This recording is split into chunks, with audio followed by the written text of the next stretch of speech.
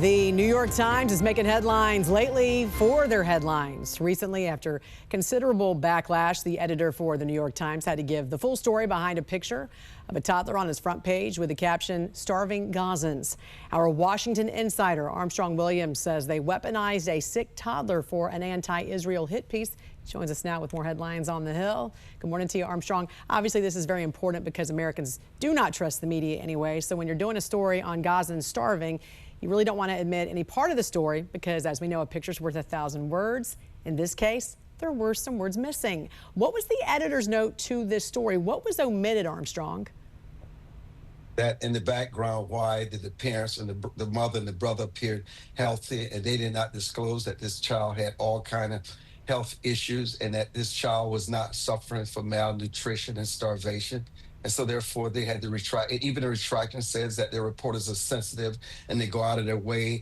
And we just wanted to clarify and give you the full picture of what you were seeing of something they reported. And just like the Washington Post the same week had to retract and apologize for something they had reported coming out of the starvation was also inaccurate, which is why so much distrust we have now in the fourth estate. We've also seen so much anti-Israel, anti-Semitic rhetoric widely reported on college campuses and universities across the country since October 7th. Now, the president of Northwestern testifying to Congress tomorrow about this. We know Columbia, Brown, and now UCLA going to pay out these multi-million-dollar lawsuits. You know, I think some of the details of the harassment and terrorism Jewish students endured on some of these campuses is mind-blowing. Did I read this correctly that UCLA had a Jewish student exclusion zone? What in the world is that?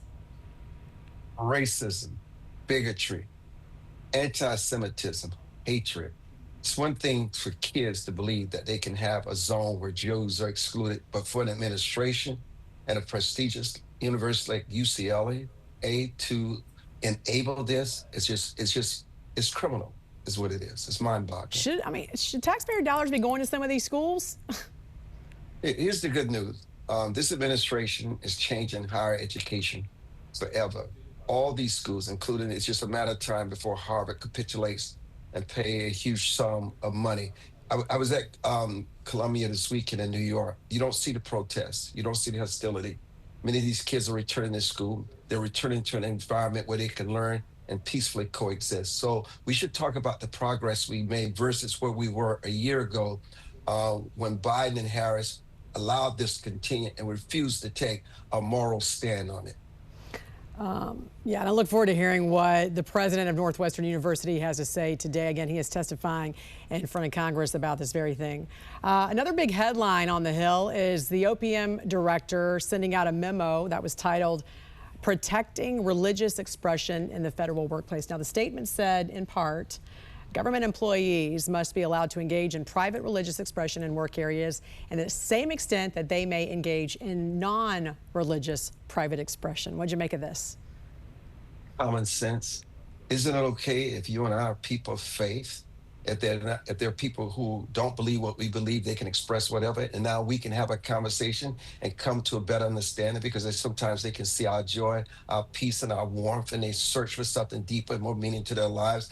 What the government is doing is saying you're allowed to express yourself without being restricted or punished. Just common sense. Yeah, he says that employees can also encourage their coworkers to participate in religious expressions of faith, such as prayer, to the same extent that they would be permitted to encourage coworkers participate in other personal activities. What a change, what a change. All right, Washington insider Armstrong Williams, great to see you, sir. God bless you. Have a great day. God bless you. Thank you.